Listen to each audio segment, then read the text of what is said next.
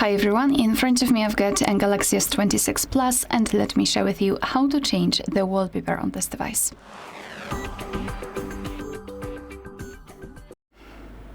So let's begin with opening the settings, and here we have to scroll and find the wallpaper and style.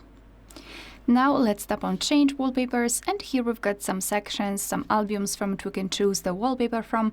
So at the top we've got the featured, here we've got our own gallery, so you can choose your own photo and set it as a wallpaper. Here you can create it with AI, so you can use your own photo and apply weather conditions, which is quite nice because your device will simply gather the information about the weather around you, and it will apply a specific effect, for example, falling snow or rain or sun. Here, Creative Studio, so you can create the wallpaper and generate the wallpaper also. So the difference here is that you've got the presets, for example, this bloom option, and here we've got the keywords, and simply tap on generate.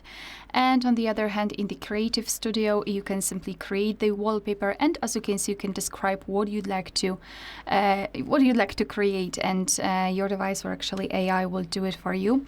And here we've got some options that are already created.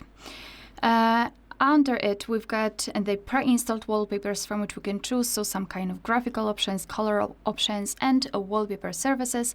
Moreover, you can go to the specific app simply by tapping Get More Wallpapers. You need to be logged in. However, you will be able to simply download some online wallpapers. So let me pick something maybe from the Generative Studio, maybe this one. So just tap on the wallpaper and here tap on Done. Now you can decide where you want to set it, so as a lock screen, home screen, or both. All you have to do is to mark the option you'd like to use and tap on Next. I'll pick both. And as you can see here, we've got the preview of the wallpaper, so we can also change the position of the wallpaper if you want to. You can also tap on Suggest, and sorry, here your device will basically suggest some kind of frames that you can use, different colors, etc.